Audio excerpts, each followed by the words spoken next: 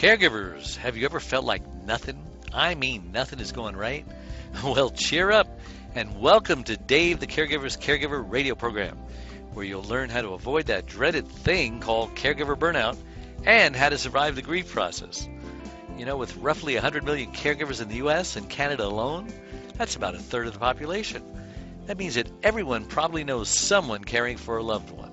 Join Dave and his guests now and every Wednesday at noon Pacific Time as they discuss avoiding caregiver burnout and surviving grief. So find a comfortable place to relax, kick up your feet, and prepare to feel better and to receive practical tips and tools that you can start using immediately to get you through today and every day so you can survive your tomorrows. But not just survive, but to live life fully and abundantly. Yes, you heard me right. That is a possible goal to achieve. And now, here's your host, Dave Nassani. From Los Angeles, a big LA welcome to all my listeners out there in Radio Land. I am Dave, the Caregiver's Caregiver, coming to you live globally on many global network platforms, including iTunes and YouTube and Stitcher, Blog Talk Radio, Mixcloud, Listen Notes, Blueberry, and so many more. And, of course, on our website, caregiverscaregiver.com. Our goal here is to do our very best to help you avoid that dreaded thing called caregiver burnout. I know it's just a terrible, terrible thing. It sounds terrible when you get it. I get the chills when I say it. But we have an exciting show planned for you today with my lovely co-host, founder of the Caregiver Space, Adrienne Gruberg. Say hello, Adrienne. Hello. She's a little slow on the draw, but she's there. Today we'll be interviewing Tena Scallan, and you will not want to miss this show. She is an amazing blogger, and she's just helping people all over the place. And her forte is, you adult children out there, you've got elderly parents, we're going to give you lots of good advice. So I'm your host, Dave Nassani. This show is to caregivers of every single kind, and the one thing we know about caregivers is that they are caring and selfless and sacrificial. They have this tiny little problem. Oh, yeah. They're prone to burnout. 30% of them die before their loved ones do. 60% of them become hospitalized, needing a caregiver of their own. Tiny little problem. But we can learn something from the airlines who tell us in the event of an emergency, put your oxygen mask on first before you help your loved one with their mask. That makes sense, right? I know it sounds kind of selfish, but it works. Because if you black out, everyone blacks out. Everyone's dead. And we don't want to go there. So I just think it's an amazing metaphor for all of life. Take care of you first, but before you take care of your loved ones. And it's not a selfish thing. Selfish is not a dirty word when you're a caregiver. Now, we talk about grief and loss here also and the devastating effects it can have on us. Anytime we suffer a loss, you know, your girlfriend dumps you, the doctor says you have cancer, your wife serves you with divorce papers, whatever it is, we go through a grief process. It could take days or weeks or months. Everyone is different, but if you feel like you're ready to move on with your grief, you know, it's been 5 years and you can't get out of bed, I think we can help you. Now, only one way out of the grief process, that's to go through it. There's no shortcuts. You can't go around it, over it, under it. So hopefully we can help you through your grief and your loss. Hey, I do want to take this time to thank my last week's guest, and you can see that podcast on our website, caregiverscaregiver.com. And just a reminder, go to my website and take that short quiz. Are you a candidate for burnout? And just for doing that, I'm going to send you a copy of my ebook, my first book, all about overcoming unbelievable hardships. And it's a great deal. But enough of me. And our book tour, I should probably say that. We're going to be going to New York. We're going to be in Adrienne's part of town, and we're going to get together. First time in Manhattan, and so that's good. We're going to be meeting with many producers of television, radio, and publications. So please pray that we get the right ones and that they like us and we have favor with them. And my wife will be there right by my side, so that's going to really make a difference because I usually don't go with her to pitch producers. So she's just wonderful window dressing, and she lights up the room. And how can they say no to her? So welcome, Tena. Why don't you take a minute or two and introduce yourself? Just who is Tena Scallan and why was she put on this earth? Tena Scallan is here to be the She's in the ultimate building. caregiver. And I was put on this earth to be the ultimate caregiver. Um, I ran a company for 25 years and it serviced from Louisiana, the Gulf Coast of Louisiana, Mississippi, Alabama. And then when I got to Florida, things got a little crazy. The rules and regulations started getting crazy. The employees were not knowledgeable enough to hire. And back in 2012, I gave up my business and decided to write a book to tell the whole world how to take care of their loved ones. Well, after that, it wasn't meaningful enough to me. And I decided to start a website called The Ultimate Caregiving Expert to where I can help everyone in the world with their caregiving problems. You have a big mission, big Yes, I do. vision. So, did I introduce Adrienne? Hi, Adrienne. Yes, I asked you to say Yes, hi. you I remember now. introduced me. We always are so fortunate when Adrienne can make it.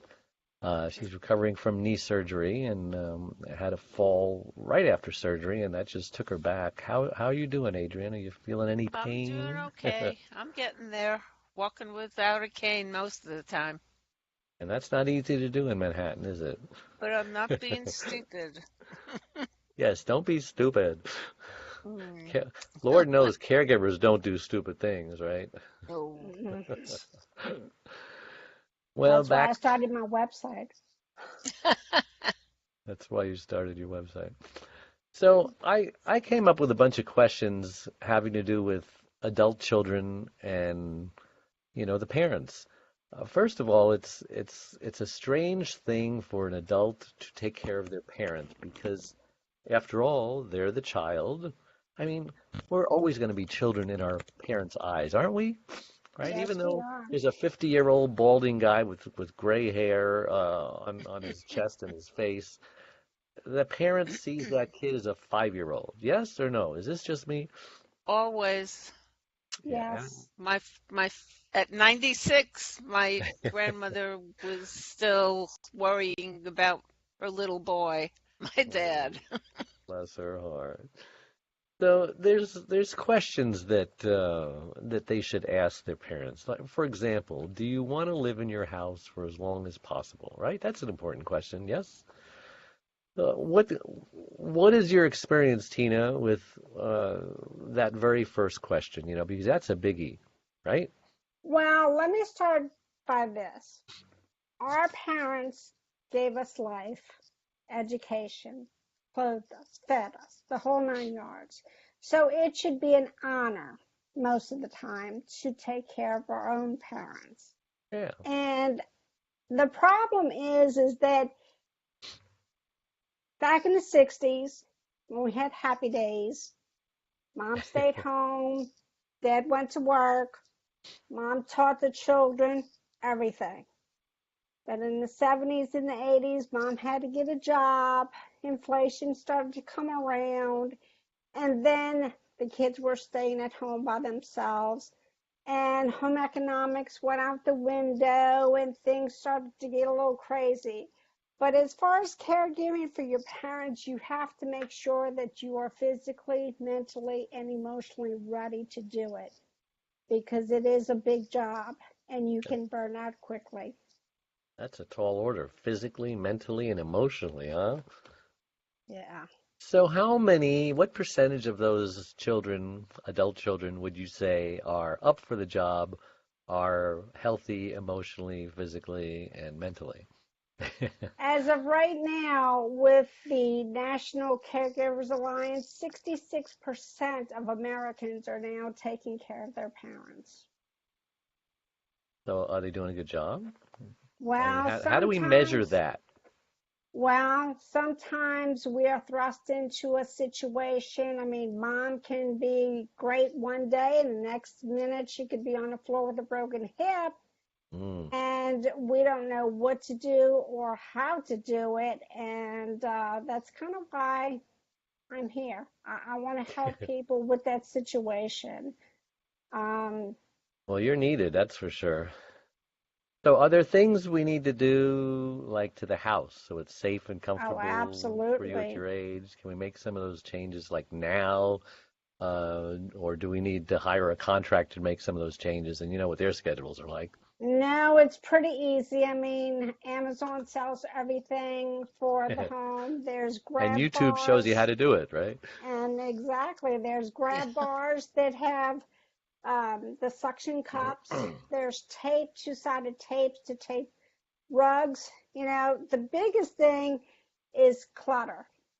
Once we get rid of all the old things that we've had for the last 50 years and we kind of streamline things, it gets a little bit easier. The name of the game is organization.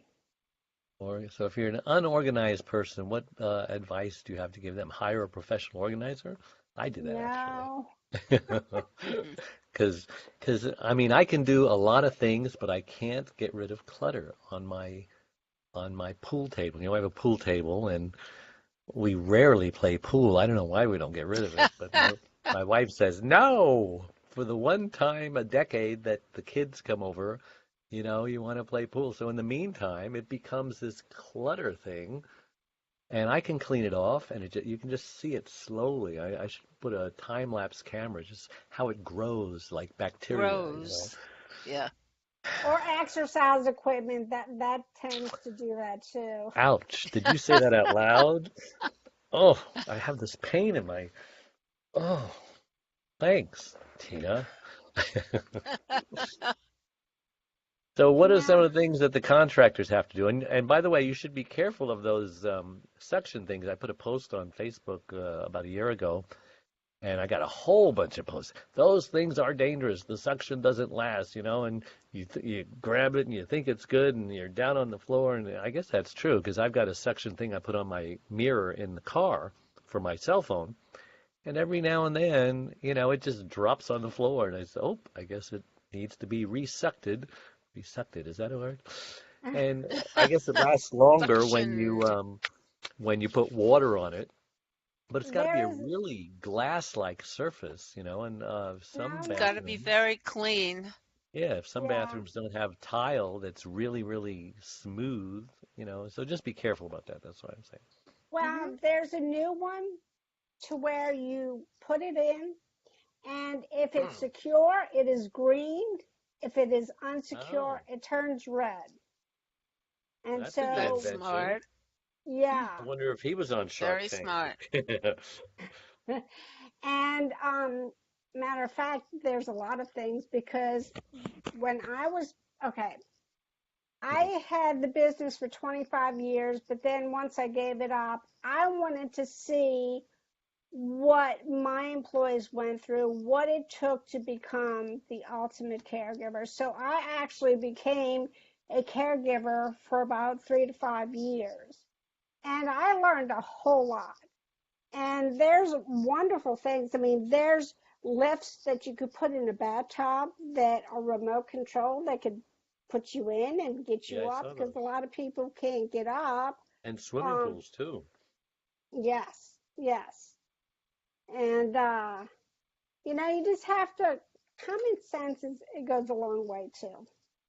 And you can pay full retail at the store, or you can pick up the classifieds or online classifieds, and you can get such bargains. I mean, we were in the need for another mobility van because ours was kind of wearing out, and it gets terrible gas mileage. It was one of those full-size ones.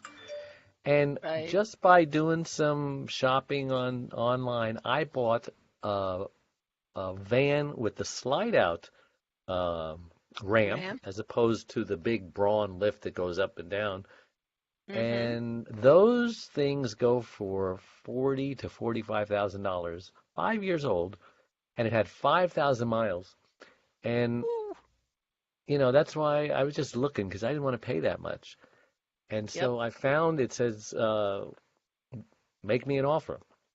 I called them up. Hmm. They said that they had actually sold it to this mobility place, and they told him, that we have this little boy with multiple sclerosis, and he could really use your van, and we'll give you $20,000 for it. Van's worth 40 to 45. So pulled her heartstrings. She said, yes, okay. And she's waiting for the check. 1 week, 2 weeks, 3 weeks, still no check. Finally, she gets impatient. She says, heck with them. I'm putting it in the paper. So I come along, and she tells me the story. And I says, I'll give you 20. She goes, well, okay. After I buy it, I take it to just a coincidence, the same mobility place, and they check it out. And he says, we were going to buy this van. The check was cut and everything. I says, well, apparently you waited too long. I says, how much would you have sold it for? She goes, $42,000. Yeah. So I got a good deal. I have lots of Yeah. experience, and unfortunately, I did spend $45,000. So Well, we've you did all get a been good there and done deal. that at one time, but now we're older and wiser. And so there's lots of things you can buy. One of those lifts you're talking about, for the shower, for the swimming pool. Because what happens? The reason I found such a good deal is because the guy owned it for like a year, and then he died. And it's a sad thing that he died, Mm-hmm. but what's she going to do with it? And you just feel emotional, and That you just want to happens. get rid of it. It reminds you of him, and you don't want to make a lot of money. You want to bless somebody else like it blessed you, and lots of deals out there. So don't go buying retail. Oh, I agree. I mean, there's Letgo, there's Facebook. I mean, there's tons and tons of sites like this. Yeah. And then another question to move on here. Are you willing to move into a smaller place that's easier to manage, like a condo? Some of these parents live in these mansions, with stairs, 3-story yards, multi-level yards, like we did. We lived in a beautiful place in Burbank, and my wife couldn't climb stairs anymore. And that was her baby. That was her house. She says, just bury me in the backyard. I'm staying here. I'm not moving again. And so it was not easy because she lost everything. She lost her car. She couldn't drive anymore. A relationship with the little grandkid because, she was acting different. Grandma was kind of scary now. And now she was losing her house Right. and had to move to a place that she never wanted to move near my gas station up in Castaic Lake, which, she claims is just kind of Hickville. And it kind of was at the time. This was many years ago. Where they were just farmers. It was a truck stop town, dirt roads. And so we had to like move her kicking and screaming. But, it was necessary because either my gas station was suffering because I was like 35-mile commute every single day. Um, 19 years I commuted. But we just had to do Wow. it. We had to do it. And it's not easy. It took 2 years to build up the courage because we knew it was going to be World War III, right? And you want to choose your battles carefully. You got to ask yourself, is this the mountain I really want to die on? Well, unfortunately, this mountain, it was necessary to die on. And we did it, and everything's fine now. She got used to it. It's a smaller house. It was half the size. So what do you say about all that? You're very lucky. She Lucky? was a Why? What great, normally happens? well, she was very agreeable. Not I've at come in, first. well, I've come into situations to where it was no, period, no, no matter what, and you better find a solution for me. And believe it or not, I had a client that had a small house on a lot, and we actually had an elevator installed in his house that actually went up only 3 stairs, but we did an elevator. And now they have the chairs to where they go up the stairs. So That's there's true. always an option. There's always an option. Yeah, but with me, like I said, it was this commute. My business was so far away, and I needed to spend time with her. I needed to spend time with the business. Mm-hmm. And, I had to lay down an ultimatum. I says, listen, I'm moving. I said, I'd love for you to come with me. If you want, I'll stick you in an apartment because she says, well, our kids live by. I says, they never visit. I says, I was willing. I mean, I was kind of bluffing, but you got to be tough like this. And you say, you know what, I'm going. Either you're coming Yep. with me or you can have this nice, tiny little apartment so you can be by your kids, our kids, but I'm going. And I guess it worked. She didn't call my bluff, and so she at least wanted to pick out the house because I was going to pick out the house. And she, no, no, no, I'll go. I'll pick out the house. So, of course, she couldn't talk, but she communicated that. So yeah, I guess I was lucky. Yes, because then even, I mean, could you imagine having to have 24-hour caregivers while you sat there and had to go one way and she had to have some? Caregiving is Right. very expensive these days. Or if there's an emergency, it would take me 30 minutes to get home, whereas Yeah. now I'm 2 minutes. I can be there in 5 minutes. So let's take a quick break because we have other questions here. So don't go away, and we'll be right back. Dave Nassani, the Caregiver's Caregiver, has just released his 6th book entitled It's My Life Too. Reclaim your caregiver sanity by learning when to say yes and when to say no. It was specifically written for caregivers who know they should be putting their needs first, but just don't know how. Dave is the sole caregiver to his wife, Charlene, since 1996. He knows firsthand what caregivers are going through because he is one. And he now speaks all across the country, offering caregivers his incredible caregiver support package. Even the airlines tell us that in the event of an emergency, to put your oxygen mask on first before you help your child with their mask. They know that those who don't heed their advice often black out, thus becoming unable to help either themselves or their child. And caregivers are exactly the same way. It's My Life Too. Reclaim your caregiver sanity by learning when to say yes and when to say no.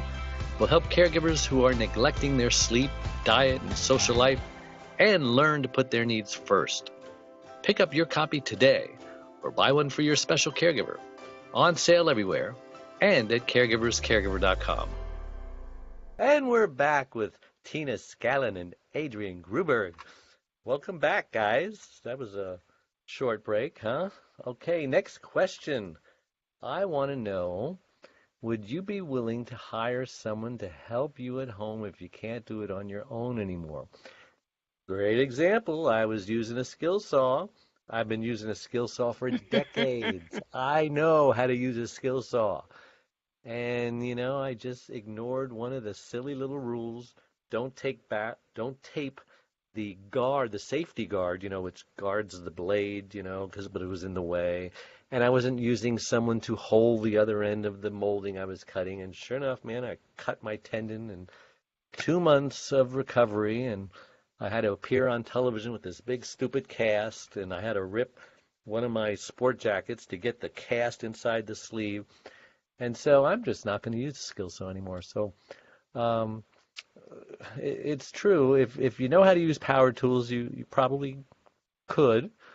But maybe some people should just hire somebody. What do you think? I mean, It's all, klutzes? Did you well, say the C word? Huh? Klutz. mm, K. Oh, klutz with a K. K Okay, word. well, that's much better. Yeah. well, sometimes you do have to hire caregivers, but sometimes parents are demanding, I took care of you, you take care of me. And it's not easy. I've come across this thousands of times where mom and dad have a beautiful daughter and they just assume my daughter's going to take care of me for the rest of my life. And then they get into a very bad situation. It's messy. It's not an easy situation, and the daughter just cannot handle it. And the parents like, "What are you talking about? You have to do this. You promised you'd take care of me." Yeah, we But have a it, signed contract here, remember? well, You see, life. it's interesting. Tina says they have a beautiful daughter. They also have a very handsome son, but it's the daughter that they're counting on. Ever Yes, since and my daughter, unfortunately, ever since my daughter was very, very young, when she started to old enough to understand, I says, "Oh, I love you, Daddy," and I would take her places. I Yeah. says, "Yeah, but are you going to love me when I'm 100 years old and you have to change my diaper?" And her she said, "Ooh," And I would just, as they got older, and to this day, she's like almost 40, and I still tell her, I said, "You're still going to change my diaper when I'm 100 years old, right?" She goes, "I'll hire somebody to do that." I'm preparing them. Well, I've met many of sons that take better care of their parents than the daughters do. So Hmm. Well, that's it's good. either or. It's either or. It's how you raise your kids and the compassion. But sometimes compassion can turn quickly. So yes, the best way to introduce a caregiver is very, very slowly. Hmm. Well, how about this? Would you consider moving in with me or one of the siblings if we all agree that you need help with your personal care or aren't safe at home alone anymore? How do you feel about moving into an assisted living facility? How do those conversations normally go? Moving into an assisted living facility is okay. Um, if you demand to stay in your home and you go into assisted living facility, you're going to still be as needy as you were when you were in your home. So what I'm seeing is a lot of parents that are in assisted living facilities, the kids still have to hire extra caregivers because the assisted living facilities are understaffed. Yep. They are, aren't they? They still need Yep. somebody for the toileting and bathing and dressing. Yeah. Yeah. And you know that If they're assisted that kind of facility, limited. assisted facility, that's hard to say. You know that an assisted living facility is understaffed when you go visit somebody and there's all these wheelchairs in the hallway, and they're all kind of staring at the walls, and there's no activities going on. Um, I just reminded myself that a good friend of ours, and she's been on the show many times. In fact, she's been a guest host when Adrienne can't make it. Linda Bice, you know her, Adrienne, right? I don't know if Yes. you heard that her husband recently died, and it's such a sad Yes, situation. The just whole story, he had some kind of suddenly. problem, and it became an infant. He was a child, and she needed to change his diapers and just feed him what you serve a 2-year-old, and sit him in front of the TV watching cartoons, and Hmm. and it just took its toll on her. I mean, she developed a tumor in her brain, which she's still kind of working on getting through. The statistic, 60% get sicker than their loved ones, hospitalized, needing a caregiver of their own. And it's a bittersweet thing because, you know, at least he's not suffering anymore in the body of a child, because I sure wouldn't want to do that. Have people, change my diapers, and the people who are caring for me, uh, like in a caregiver prison, and all of a sudden, become sicker than me. Uh, it's sad because they've been married so many years, and she's probably developed a child relationship with, it's like your little 2-year-old died. It's just I can't even imagine what she's going through. But in a sense, I'm happy that she's free now to move on with her life as he would want her to be, And I know if it was possible for him, he would have done something to make that possible. But we all think about as caregivers what life will be like after caregiving is over, after my loved one passes on. But I just want to send special prayers and comfort out Hmm. to Linda. But I am happy for her, and I know she's grieving now. Linda. But it's a good thing. It's a good thing. The I diaper thing made me think of that. Sorry about that visual. I also have this thing about guilt. I compare it to a dirty diaper. How you just gotta find out if the guilt is deserved or undeserved. If it's deserved, then fix it. You know, do whatever you have to do, make amends, apologize, turn yourself into the police, and then throw the diaper away like you would throw the guilt away. And if it's undeserved, just throw it away without doing anything because you're okay. Some mother who likes to dispense guilt is probably uh, putting it on you. So the next thing I want to talk about is can I help you scout out quality assisted living facilities in nursing homes? So, maybe they don't want to go, but, with my mother's case, she fell right in front of her house, and so she broke something in her pelvis. Unfortunately, it's so sad, but unfortunately, people don't make the moves for their loved ones until something bad happens, a fall, a broken bone, or they get into an accident in their car, and they say, well, maybe we should take the keys away. You really have to be proactive. But it's harder because they're going to say, well, I haven't gotten into an accident yet. Well, I haven't fallen yet, and they love that word yet. But isn't it better to do it before something happens? My It's number true they one, almost fell 5 times, but they didn't fall. What do you my have to say number about that? one, my number one thing is if you can prepare, prepare. And the next thing is long-term care insurance. I mean, right now I'm going through a situation with a friend of mine, and when they started caring for their mother, they had close to $800,000 in the bank. Three Wow. years later, they're almost broke. Wow. And now they're sitting and thinking, okay, if mom runs out of money, will Medicaid come in and take care of mom? Well, right now, healthcare is in peril. We don't know what's going to happen because there are some situations of nursing homes to where Medicaid is not paying for the facilities. And Yep. facilities like assisted living facilities, beautiful assisted living facilities are popping up. Matter of fact, Margaritaville just opened up a new home care facility in Yes. Florida. And but in order to get in there, $10,000 a month. And that is all inclusive paid. But I mean, who has $10,000 a month? Now, what I'm happy about is they have an act that Congress just passed called the RAISE Act. And Uh-huh. hopefully, Medicare Advantage will start helping with this, and maybe we're turning the direction to helping everyone in caregiving. Yeah. Yeah, well, that's good news. That's good news. So let me have another one here. I've got, can I help? Oh, no, I already said that one. Have you talked to your doctor about the normal aging process?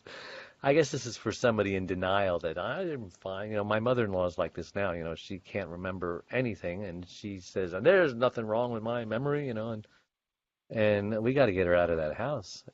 She's fired she didn't fire them, but they quit because, she calls the Yeah. police on Yeah. them. You stole this, you stole that.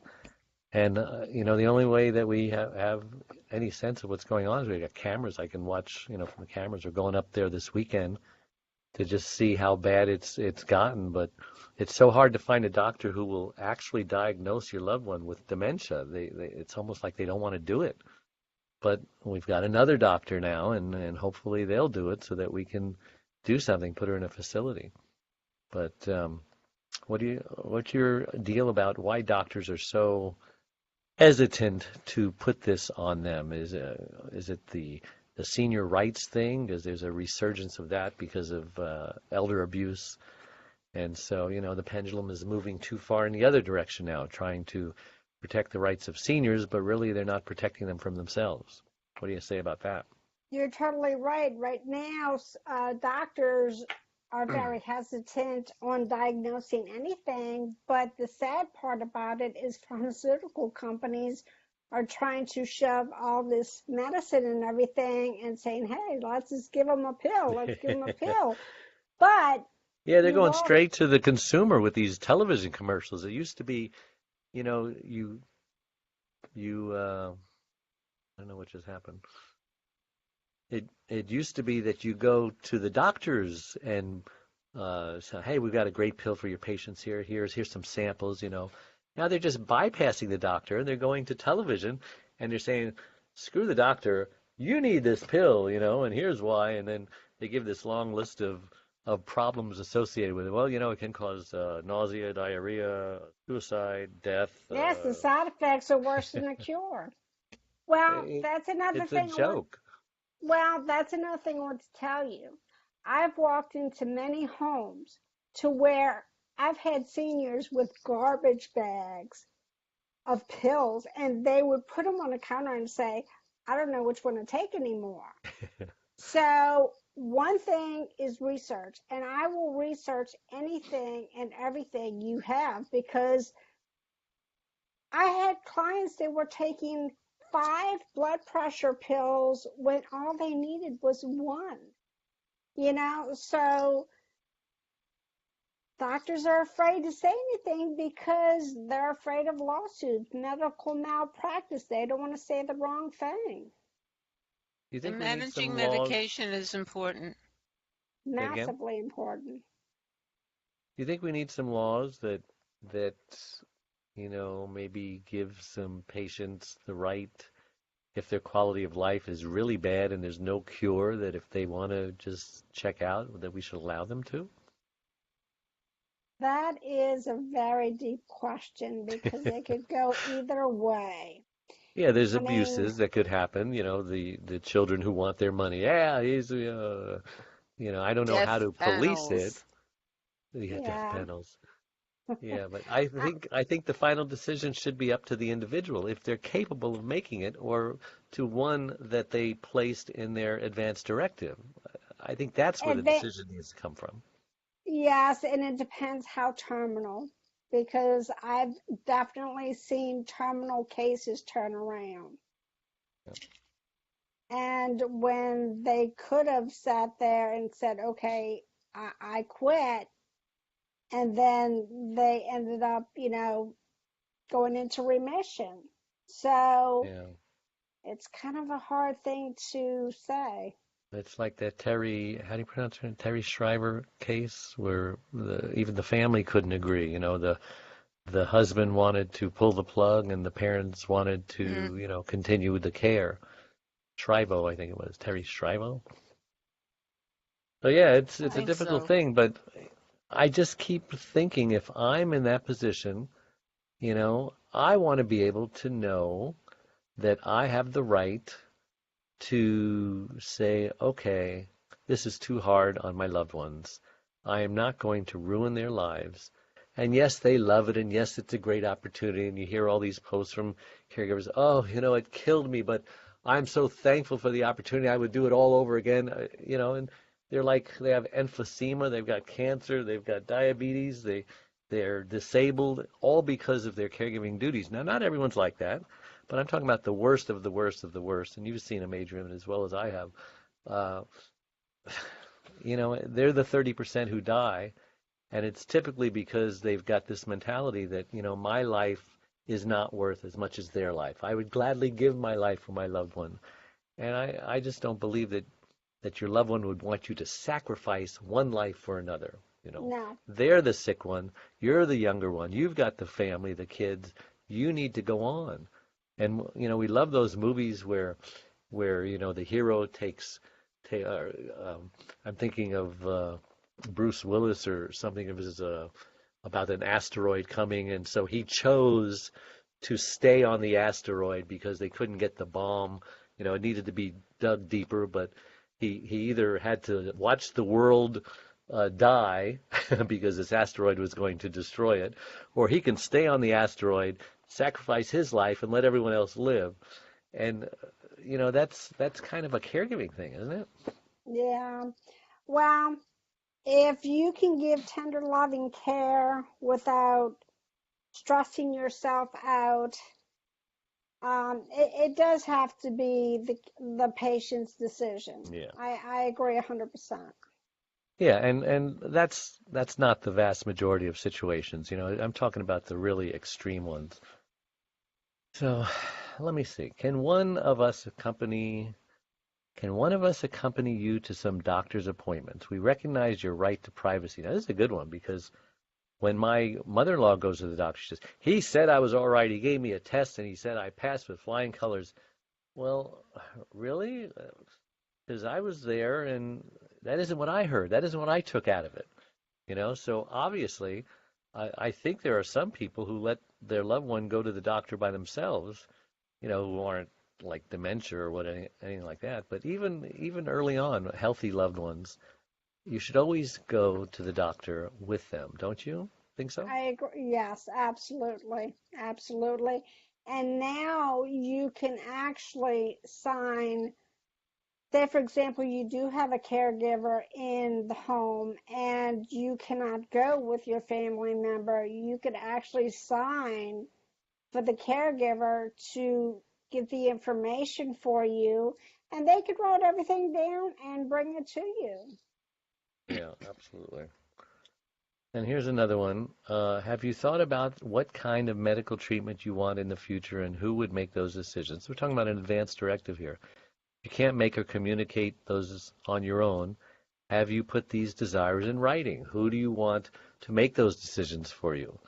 And I've got one, my wife's got one, and I I've chose the got one. person who I trust, who he probably would die for me, they're that loyal. And so I know he would do the right thing and make the right decision on my behalf because he knows how I feel. Well, I really feel that a lot of people also should have DNRs in place too. Do not Advance, resuscitate. yes, A little wristband. advance, Yeah, my mother had that.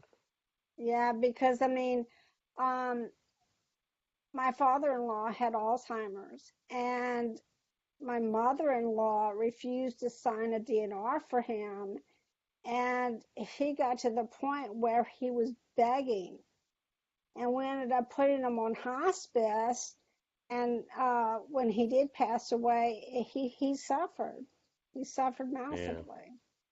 Yeah, our loved ones somehow have a need for them to stick around, and they're blinded by the fact that they don't want to be around. They're suffering. And so it's a sad situation. But yeah, absolutely. How do you feel about being kept alive with ventilators, feeding tubes, other interventions? And some of this gets kind of weird because after I had mine all filled out, he said, well, what about the paddles? What if your heart stops? Um, or what if you need just, something that seems kind of minor that we do all the time? And I started thinking, I guess it would depend on what my prognosis is or what are the odds of me having a quality of life after you bring me back? If I have a heart attack, for example, right? People have heart attacks all the time. They bring them back and they go on to live, many years after. So that's what you have to consider with that one. What do you say about that? Every situation is different.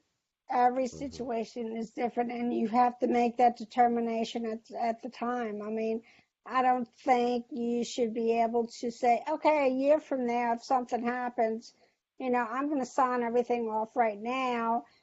If something happens a year from now, I think every situation is different. Now, where should we keep all our documents? I debated this. I said, should I keep my advance directive in the glove compartment of my car? Should I keep it in a little packet in Charlene's wheelchair? Where should we really keep them, and how many copies should we have of them? We should have at least 3 copies. Matter of fact, I just designed a booklet called the Organizational Planner, the Caregiver's Organizational Planner, where you put all your information in, and when an EMT or doctor's office or anything comes, it's all right there. Hmm. And you could have your advance directive, your DNR, everything right there in one organized place. And what are the psychological reasons that keep people from doing the advance directive and even a will?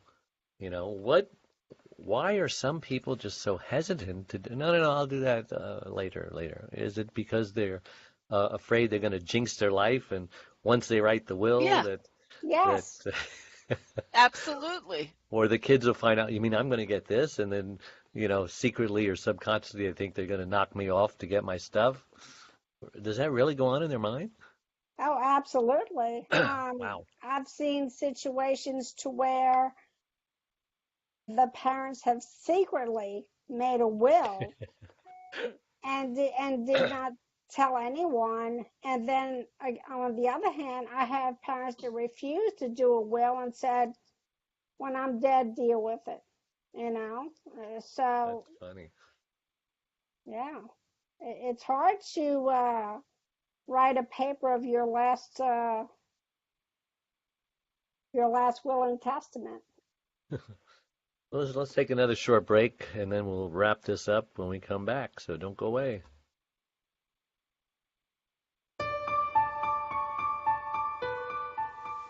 Anytime we suffer loss, we grieve.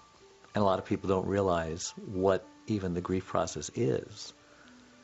But it could be 5 to 7 steps ranging from denial, I don't believe this is happening, anger, oh my gosh, I'm so upset this is happening, to a form of bargaining, how can I get out of this, to depression, which is a very serious thing because that often leads to suicide.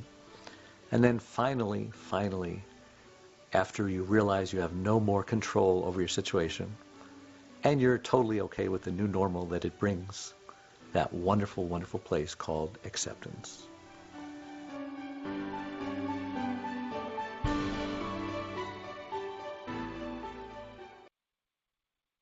Being a caregiver takes a special person with passion and compassion. But even you can become a little burned out from time to time. The Caregiver's Caregiver radio show was developed to help you overcome obstacles, adversity, and burnout, as well as just having a place to rest, relax, and recharge your batteries. We've all been there, and you're not alone. Now, you can take the Caregiver's Caregiver with you. Get the top 25 radio shows in convenient form that plugs right into your USB car stereo or computer. Learn the techniques, tips, and encouragement we all need to better handle the day-to-day challenges. For around $1 per show, just $29.77, get the credit card-sized USB card to have with you anytime you need a caregiver's pick-me-up. Just go to DaveTheCaregiversCaregiver.com and order yours today. Go to DaveTheCaregiversCaregiver.com now. Consider it an investment in you, and ultimately, an investment in them. And we're back with Tena Scallan, and Adrienne, I think, had to go to her physical therapy appointment, so we wish her well. So, let me see what we've got here.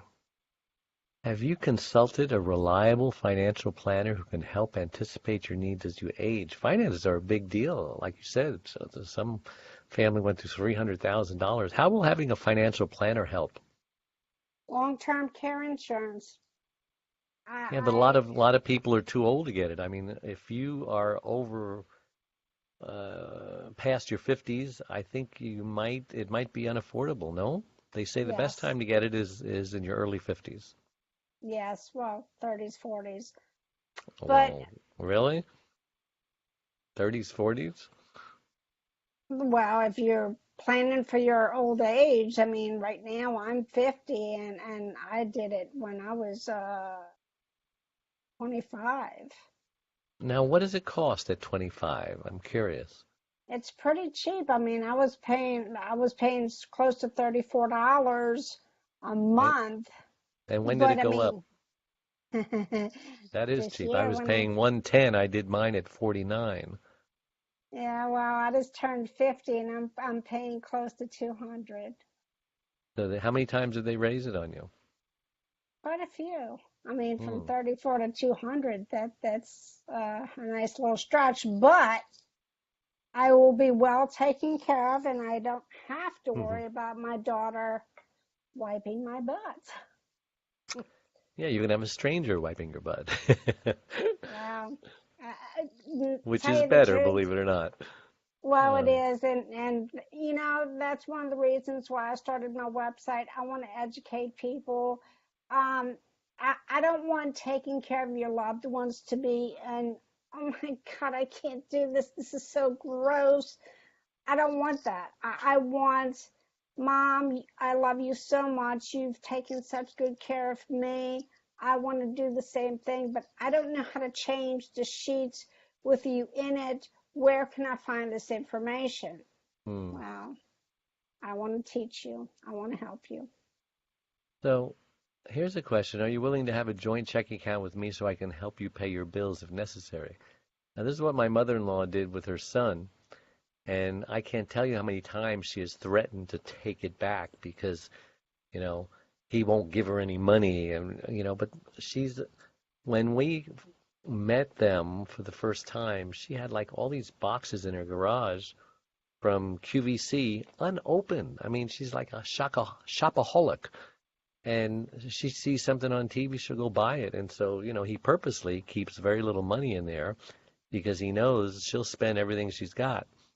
And so there's always this friction, and they'll be on the phone for 3 hours, and she's just telling him, you know, uh, my husband wouldn't do this, usually, just laying the guilt on him.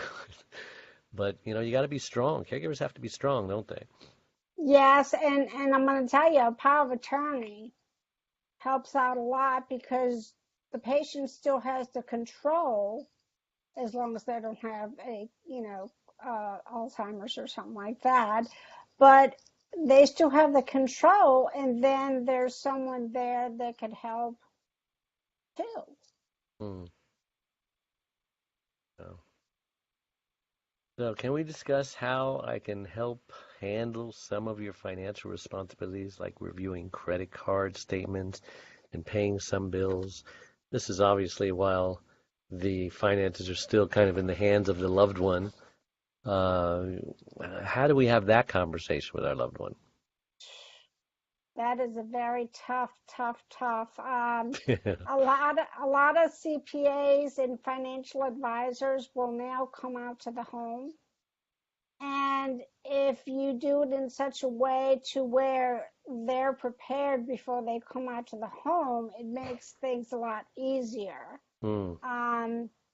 Dad does not want to relinquish his finances or tell anybody because he's a private person and it's none of their darn business. But if they come prepared, it makes things a lot easier.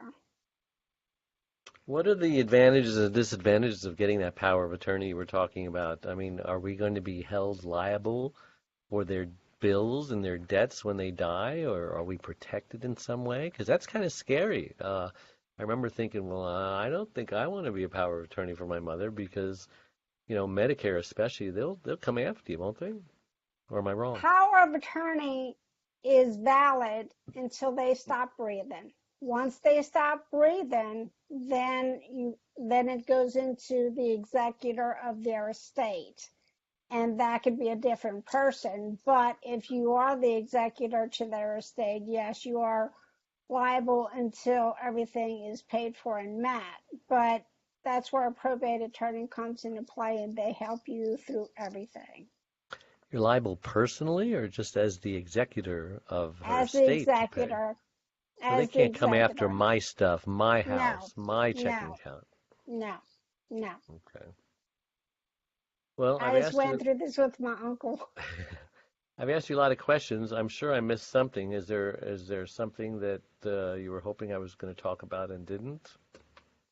Well, the thing is, there's lots of questions out there that people have. I mean, we are in a caregiving crisis situation in this day and age, and there's not enough information, and unfortunately, there's not a one-stop shop on the internet to find exactly what you need because they give you just enough to where then they say you have to purchase something.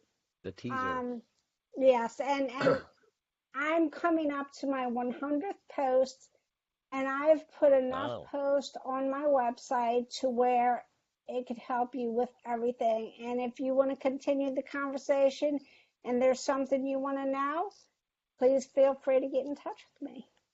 How do we get in touch with you, and how do we get to your website? How do we read your posts, especially It the is 100th one?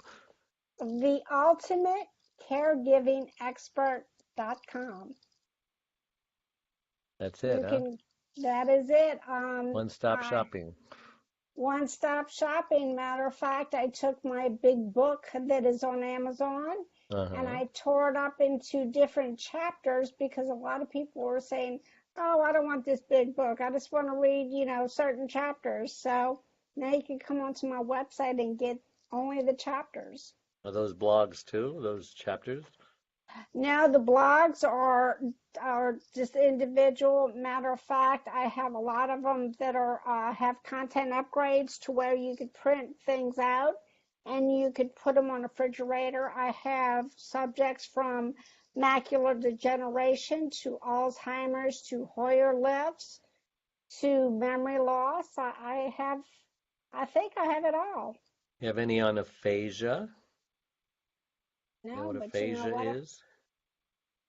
Aphasia is what happens when you have a neurological problem or a stroke, and that's what my wife has. She can't speak because the language part of her brain was damaged, and she can't remember how to move the lips and the tongue and all of the things inside your mouth to speak, to have language, and she can't remember how to spell the words accurately.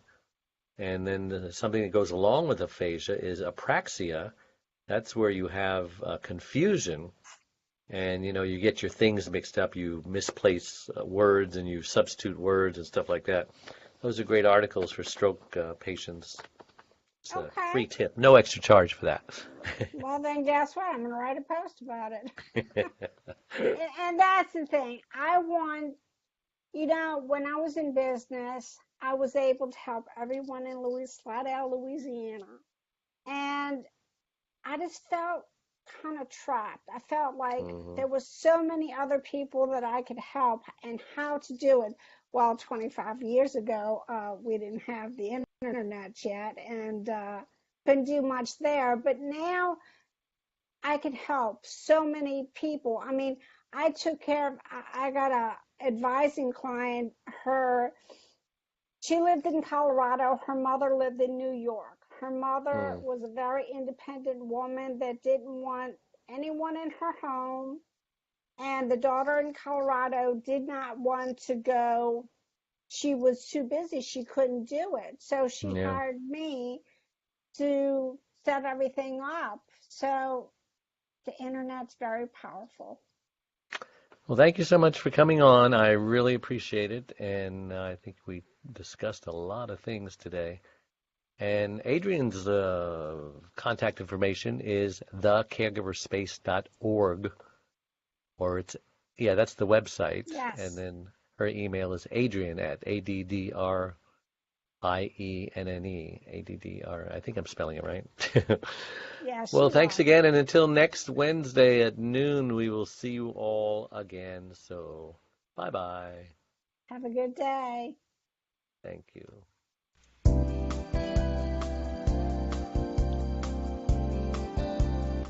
Thank you for joining Dave, the Caregiver's Caregiver Radio Show. Make sure you tune in every Wednesday at noon Pacific Time and anytime afterwards on podcast to catch more of Dave and his tips to caregivers on avoiding burnout and surviving the grief process right here on the Worldwide Block Talk Radio Network. Goodbye.